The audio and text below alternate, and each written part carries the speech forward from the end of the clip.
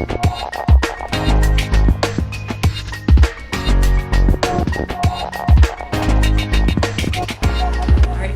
morning, everybody. Good morning. Like Melissa said, my name is Kristen Slater. I'm the founder of PlainLouie, and our first product is called Biopic. Biopic is software technology that connects a wearable camera to a heart rate sensor. The heart rate sensor tracks the user's heart rate, and when a predetermined threshold is met, the camera is triggered to take either videos or still images. And that predetermined threshold can be customized to the user's resting heart rate. So this all started for me back in design school around 2012. My classmates and I were asked to spend time with residents of a retirement community and help solve some of their problems. And that's when I met Barbara. I quickly realized that Barbara needed to do a better job of staying connected with her very busy daughter. And even though her daughter only lived a couple miles away, they had a hard time staying connected. They felt like their conversations were pretty shallow, and this was a function of them not having a lot of insight into their day-to-day activities. They didn't know who each other spent time with or what they did on a day-to-day basis, and it forced them to feel a little disconnected. So I decided, or I asked, how can I do a better job of helping people stay connected by sharing their daily moments? I decided I would design a camera, but not a camera that captures everything like a GoPro. And was a little fed up with social media pictures that are perfectly curated and manicured. I wanted to design a camera that would capture our most meaningful moments throughout an experience. But how do you decide which moments matter? You may have seen this coming, but you follow your heart. The beauty of this technology is that it isn't just for Barbara and her daughter, and it isn't just for me and my family. But there are broad applications. It's useful in any situation where you want to capture meaningful and significant moments effortlessly. And this goes beyond social context. For instance, if you incorporate biopic technology into a police camera wearable, officers are relieved of the responsibility of deciding when to turn their camera off because their heart rate is triggering that. Therefore, it reduces the amount of footage being captured, which reduces storage costs and reduces the amount of time being spent sorting that video. Similarly, or in a medical device realm, biopic technology can help caretakers of patients with Alzheimer's and dementia who often lack communication skills. Unfortunately, we know that there's a lot of abuse in in-home care and in facility care with these Alzheimer's patients. And biopic technology would help those patients communicate their most stressful moments and help their caretakers better meet their needs. Similarly, with parents with children with autism, biopic technology would open up a lens and help the parents understand their children's day-to-day experiences and what they're stressed out about. On a much lighter note, we've imagined incorporating biopic technology into the Magic Band experience at Disney World. So you can still get your requisite photos with Mickey in front of Cinderella's castle, but by adding a wearable camera and the biopic technology, you'd be able to capture those candid moments where your heart races and you wouldn't have to worry about fumbling around for your phone or your camera to capture those moments. Last fall, when Snapchat launched their spectacle glasses, we recognized a moment to make that experience even cooler and deliver biopic technology to a younger generation that often struggles with the paradox of wanting to capture their life in photos while also living fully and mindfully in a moment. And there's so many other applications that we've dreamed up. We think this would be really useful in consumer and market research when we're looking at ethnographic research or focus group testing. We think it's really useful in trade shows and music festivals when you can capture what's trending in a wide swath of people. We think the technology is useful in schools and classrooms to help students and teachers, and we think it would be a really fun addition to something like wedding photography. So, what's my progress so far? Back in design school, I built this clunker of a prototype. It was really fun to build and taught me a lot, and that led me to filing for a patent. In February 2016, I was granted a utility patent to protect the technology, and I currently have other patents pending. I was able to raise a little bit of money and build a new set of prototypes like the one I'm wearing today. And we've used those prototypes with different people in different scenarios to help learn and help make the technology better. So this is my friend Audrey. She wore one of the prototypes to the Magic House, and she was playing around with it and decided to put it on her head. And it was kind of interesting and helps us think about how to improve the technology going forward. And this is my village of supporters. I've been lucky to have a lot of people help me out from a legal realm, from a hardware software development realm, and a business development realm. So I'm very thankful for all the help that I've gotten, but that's part of the reason why I joined I-10, because I want to grow this village, and that's what I need from the community. I need to meet you guys. I'd love feedback and see what I'm missing or learn from your experiences. And then my next goal is to grow the company. Right now, biopic technology relies solely on heart rate to trigger the camera. But by incorporating heart rate variability, we'd be able to trigger the camera based on positive or negative emotions, which makes the technology all the more powerful. So in the near future, I want to fundraise to be able to connect with physiologists, psychologists, and software developers to help make that goal happen. So that's Biopic. I'm Kristen Slater, and I'd love to take any questions or comments at this point.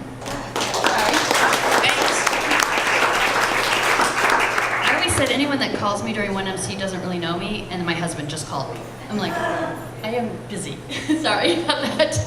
Just as you were finishing. Okay, who wants to start off? Technical question, like how is the heart rate monitored? Using the camera itself, or you have another wearable? What's that? How do you monitor the heart rate? Right now, so on this wearable, this is monitoring my heart rate. I'm sorry, this is monitoring my heart rate off of my earlobe. But I built these prototypes with commoditized technology. I got all of this off of Adafruit, and with the help of some guys down the street, pulled these together. But depending on the scenario, you could pull it from an Apple Watch or heart rate fit, anything that is tracking a continuous heart rate, and we could open the API and just have those things talk to each other. So which side did you get it from? Adafruit? Pardon me? Which side did you get it from? Adafruit. I think it was mostly Adafruit, some SparkFun pieces, yeah. Adafruit's great. If you're not familiar with it, it's pretty awesome. Thank you. Yeah, absolutely.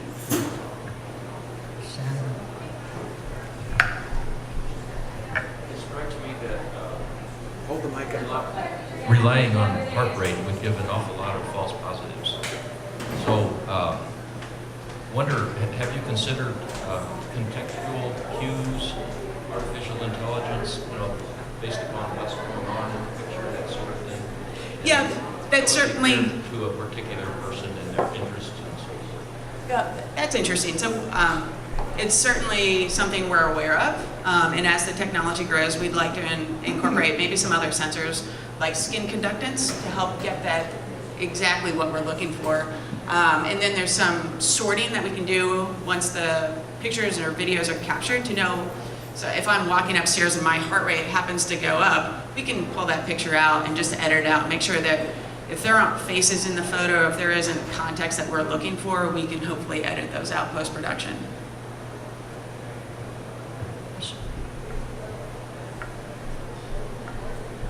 Hello. Hi.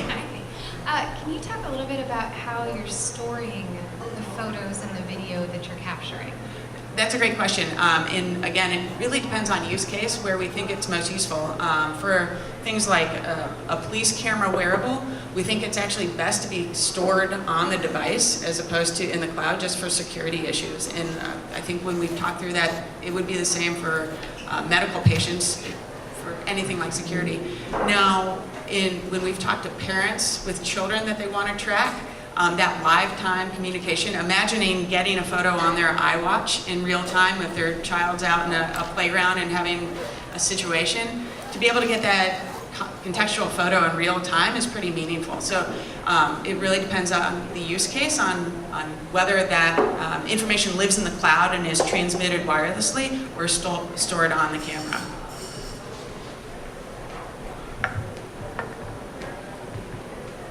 So you talked a little bit about Snapchat spectacles. Yeah. If you were gonna put it on like a set of glasses or something, could you just put the heart rate monitor like in the frame? So Exactly. that it's on top of it? We're thinking, off of the arm, right behind the ear, because this is a great place to grab heart rate. So spectacles are super cool, and I love them. And I was so excited when they were launched, but I'm a little selfish thinking that this technology can make them just a little bit cooler. Yeah.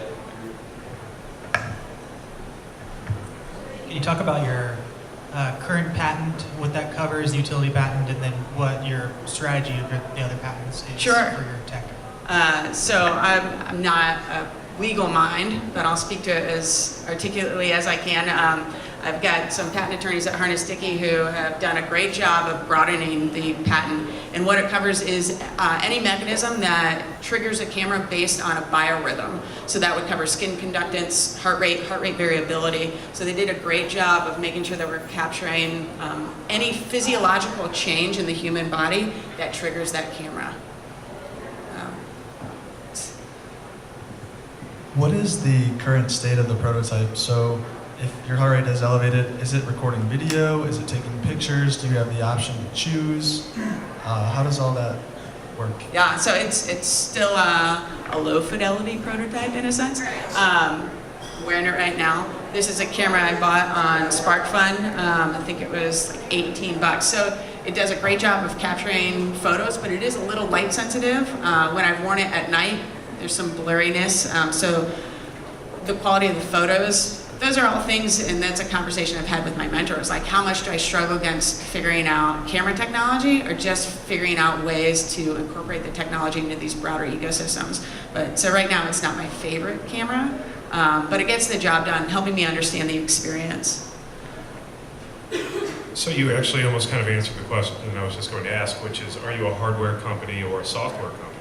It's a great question. It's something we've wrestled with and figured out. I think software right now is our focus. We think it's most meaningful. When I'm even just building these prototypes, I realized how difficult that development is and how many things you have to worry about, and you have to become like a pseudo expert on things, manufacturing or these different parts and components, or you raise your expenses by contracting all of that out.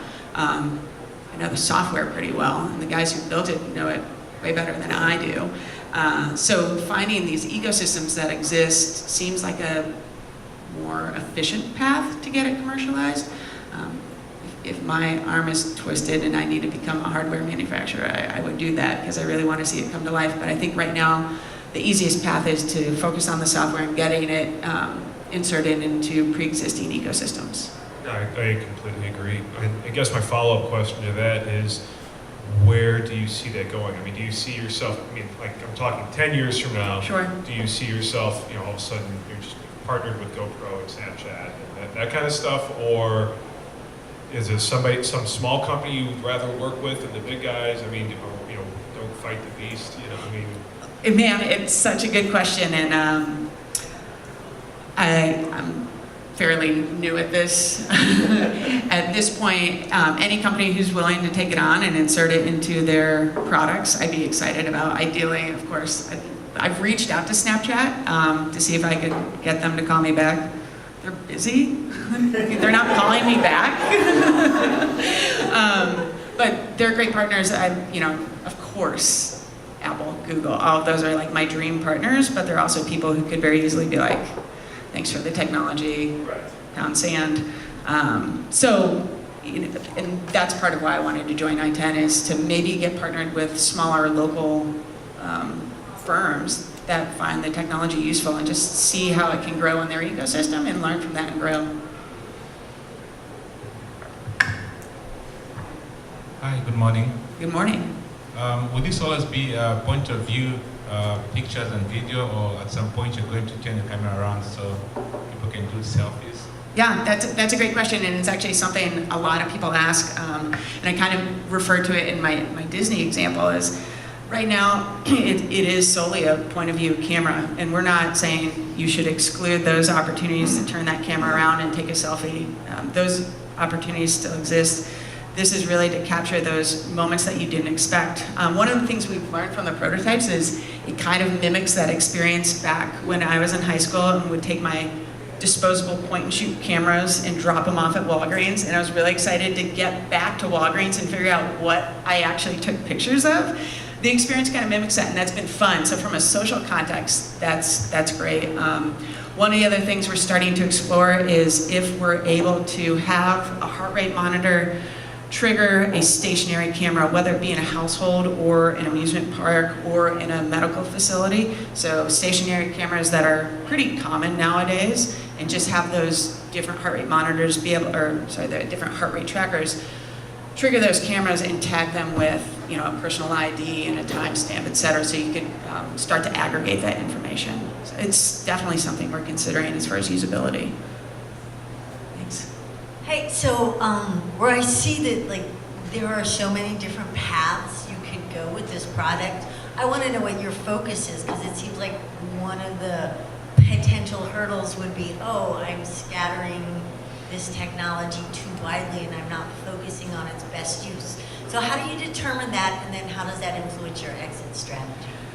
Again, a great question, and not something I am confident I have an answer in it. It's definitely, in my, like this point in time, it's something I'm trying to assess.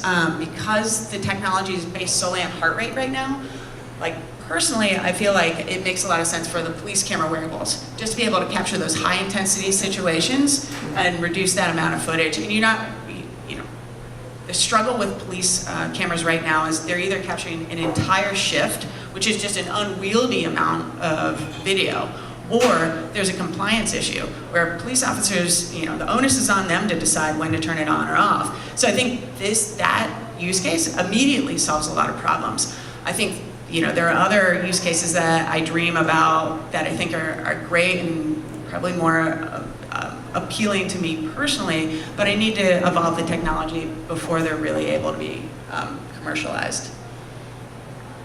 Yes, could you talk a little bit about the team you've put together to try and bring this to market, and why you chose those particular individuals? Sure, so we're small but mighty.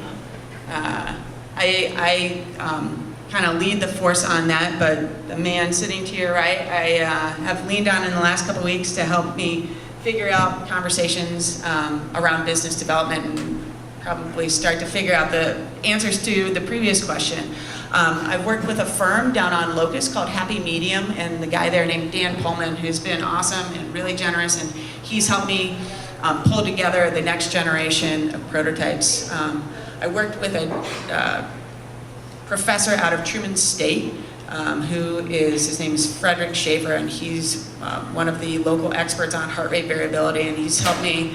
I just shot him an email, and he's really generous and went out to visit his lab up there, and he's helped me think through heart rate variability and what are the real possibilities in that realm. So we have a certain level of confidence that eventually we'll be able to get there.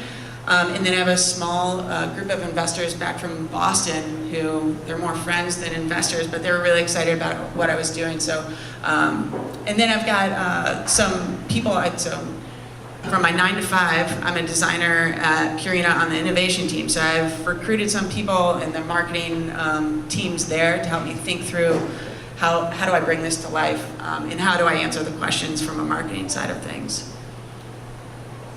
Just a quick question. Sure. Does the camera use flash? Like a flash? Yeah. Yeah. Or a flash. Are you, so A flash or flash? A flash or a flash memory? Sorry. Like a flash when you're taking a picture. No, we don't have a flash built into this. One of the things I learned from the first prototype and from Google Glass is people find it generally pretty creepy if they don't know that you're recording. And so I built a light. I don't know if you've seen it go off, but probably a lot right now, because my heart rate's relatively high. But every time the light goes off, it means the picture's being taken. And it's just to kind of reduce that creep factor a little bit. Is there any IP around an algorithm to identify when to take the photo? And I mean, you talked kind of about this a little bit, about the identifying what emotions based upon heart rate, but in its current state, is it just an algorithm, and what is that written in? What language is that written in? That's a good question. I can find out for you. The guys at Happy Medium would be able to answer that question for you. And then right now we have an open continuation on the granted patent. And as we get to a certain level of confidence that we've made that code as sophisticated as we can in its current form, we'll try and add that into the continuation of the patent.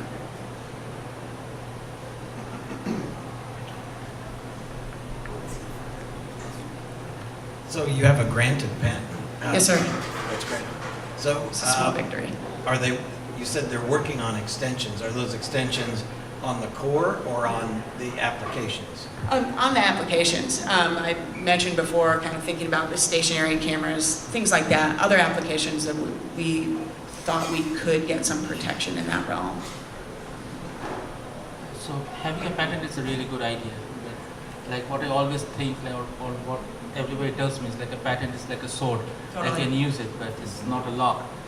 So like if you were in the medical field, especially you look at Alzheimer's and things like that, if you can get a hospital system to adopt it, that's a much more stronger case, because hospitals are, they don't like to change very much, and once you have adoption over, say, a few hospital systems, you are good to go. I mean, it doesn't matter whether somebody wants to take away your patent or not, it's already been adopted. So, and people are going to, see 10 hospital systems take it over, then the rest of them are going to follow suit. And That's, maybe we should have coffee, because I'd love to learn more about that.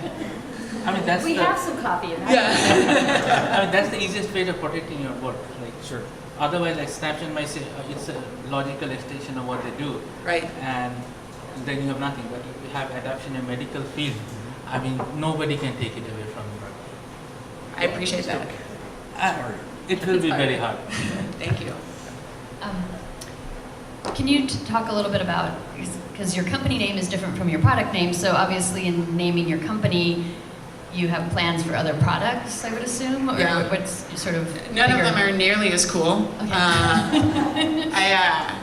So, like I said, I'm a designer, so I naturally fiddle with things, and I'm a member over at Tech Shop, so I think, you know, Lots of toys. there are just little things went off, and it was really a function of knowing that we needed to start an LLC, and racking my brain and wanting to name it something cool, and we were literally driving to the accountant's office, and I was like, oh, okay. I used to live in Jamaica Plain, Massachusetts. I now lived in St. Louis, Missouri, and it just seemed like a good, quirky name. Yeah. It gets people to ask. Yeah, exactly. Questions?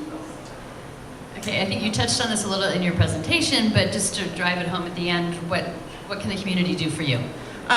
I think that's a great example, like getting me to think, you know, more broadly about how to get this commercialized in a meaningful way. I've been working on this since 2012 in kind of fits and spurts, and I'm in a place where I have the time and the energy to really drive it forward, and getting that patent and getting the prototypes was a good stimulus to move forward. But I want to do it in a meaningful way, so and then once I'm in a place where I think I want to have a fundraising campaign, I'd obviously lean on the community for that as well. All right, well, Thank you so much for the questions, I really appreciate it.